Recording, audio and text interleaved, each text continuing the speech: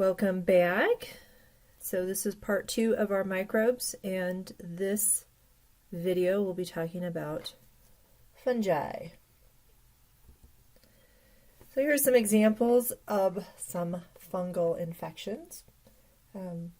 Most of us recognize mushrooms and mildew. Maybe unfortunately you recognize a little bit of athlete's foot. Some people, like my husband, have these chronic nail infections that are really due to a deep fungal infection, and they're very, very hard to treat. So I want you to remember that fungi are eukaryotic cells.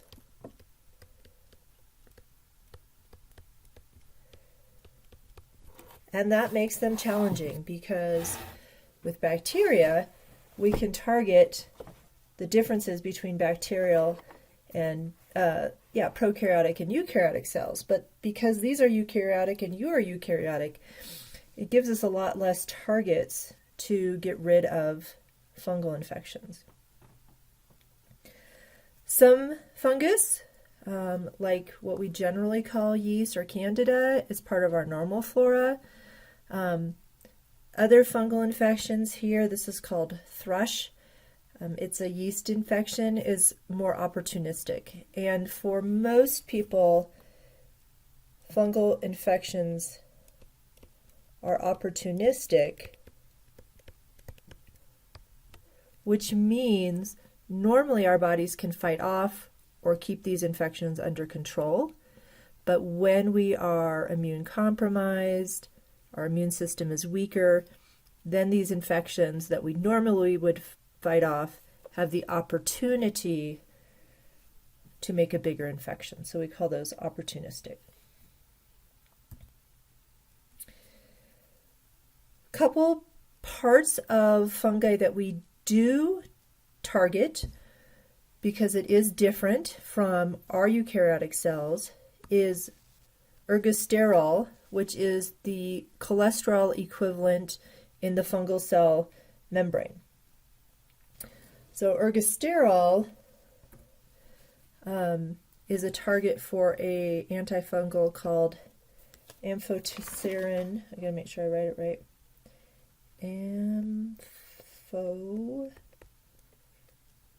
Aflatoxin B. Okay.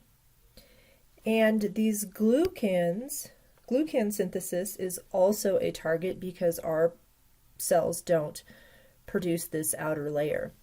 Here's chitin. You may have remembered from general biology. It's a glucose polymer. So fungi have this extra cell wall outside of their cell membrane that's different than our eukaryotic cells. Fungi in general have two different forms. The yeast form is the single-celled form, and the hyphae are the multicellular form.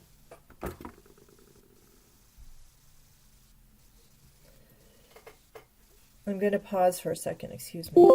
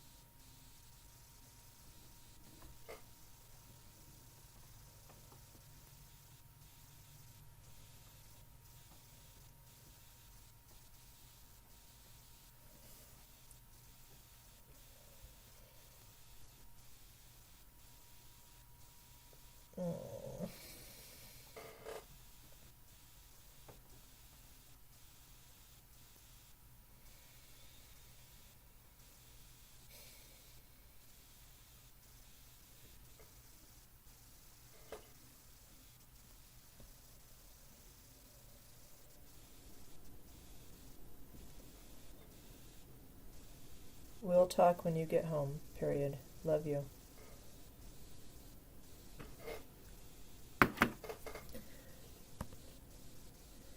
Okay, so fungi, I don't know what I'm doing now,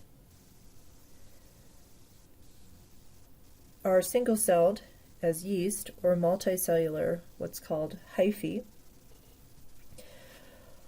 The multicellular hyphae can be more like a single cell and multinuclear, or these individual cells here.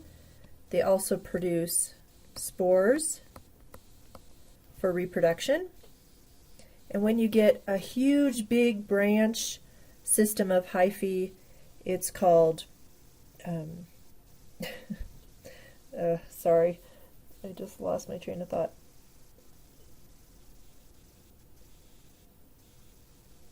Mycelium, thank you. I don't know who I'm thinking, but, and I can't spell it. Mycelium. Sorry, it's really hard to spell in front of people. And I got it. Okay. Yeast reproduce primarily asexually.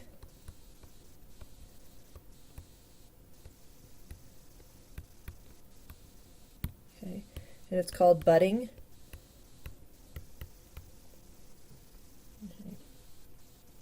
Okay. Interestingly, for medical infections, a lot of our infections are what we call dimorphic. So di means two, morph means morphology or shape. And so what happens is these fungi can be either the hyphae filamentous type or the yeast type, depending on the temperature that they're growing in. So most are the hyphae type in the environment and the yeast type in the human body. The exception to this is Candida right here. I don't know why it does that. Which will actually grow in the hyphae type in your body, so that, well, I'll show you another picture of the tongue being covered with this. So it's this big mycelium covering your tongue. Kind of gross. Another place, let's see. I'm getting ahead of myself. Okay, so there are generally three types of infections for fungal. Superficial is when it's in your skin, on your skin, hair, nails, mouth, vagina. Oh, I can't spell. Okay. Such as athlete's foot and ringworm. Subcutaneous, it goes a little bit deeper.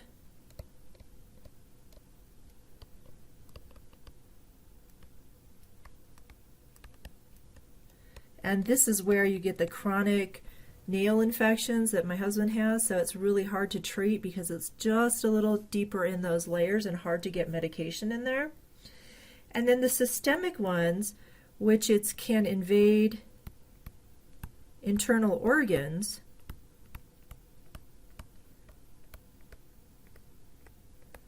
are really the opportunistic ones. So usually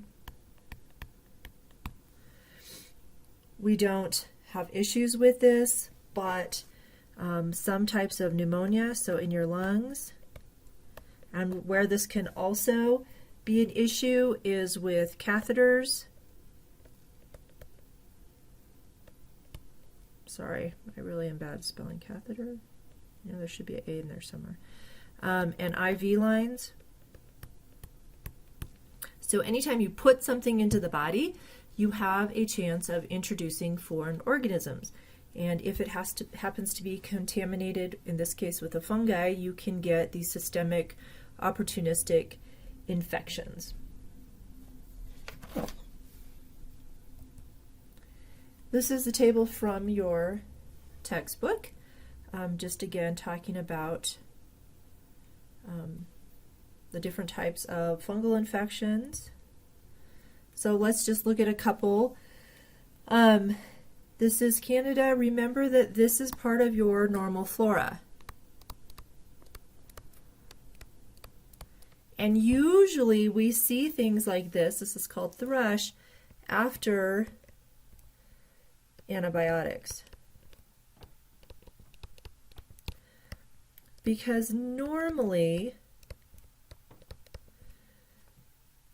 your bacteria can control the amount of yeast growing and it all lives happy, but when you knock down those bacteria because you've been taking antibiotics, then you can get these yeast infections.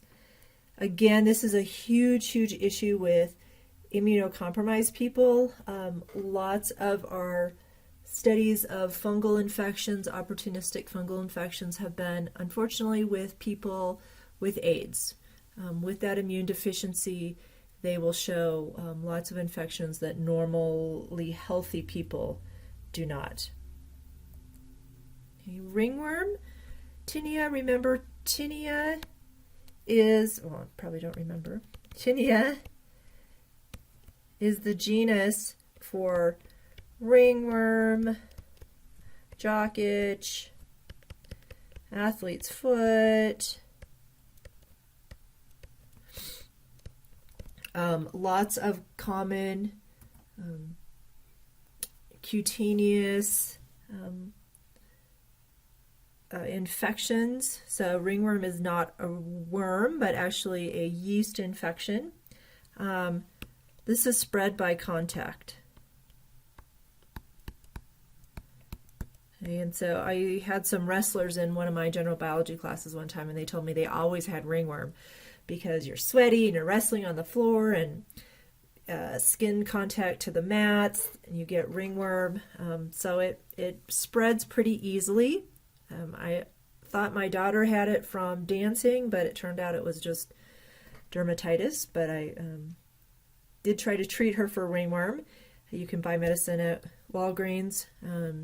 Pretty easy to treat, but when it didn't get better with that treatment, I finally took her to the doctor. So I have to remind myself I'm not that kind of doctor.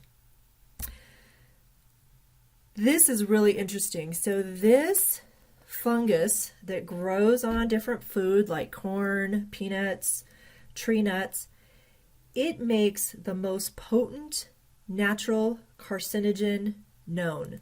So aflatoxin B1 is a carcinogen, which means it's cancer causing. Okay. And it's a toxin made by this fungus. And what happens is, and this crazy picture is trying to show you that little yellow, it actually sticks in, binds to the DNA, and as your DNA is replicating, it causes mutations. So it causes G to T transversions, and for some reason it seems to hit P53 gene, which is a tumor suppressor, and when that gene's knocked out, cancer can form. This toxin can also destroy your liver. So one of the reasons I learned that we try to keep peanuts away from children is this potential for this toxin being produced. Another nasty toxin is black mold. There's spores that are produced, and this mold loves to grow in wet, damp places. And this was a picture from Baton Rouge, Louisiana, after they had those big floodings. I mean, look at all that water. And the mold can just spread and grow, and you can see it growing all around this bathroom,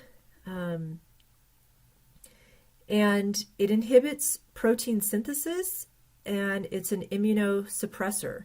So this is what people sometimes get sick, and then they find their house has this black toxic mold. Sick building syndrome is also due to this fungal toxin, and it can travel through the airways. Cryptococcus is an interesting one. It's most important in people with who are immune compromised. Okay. But what's interesting is it makes a polysaccharide capsule. And we talked about this when we talked about some bacteria make polysaccharide capsules. And this is a virulence factor, or it makes it harder for our immune system to excuse me, take care of, because it resists phagocytosis. So our macrophages cannot clear infections with these polysaccharide capsules.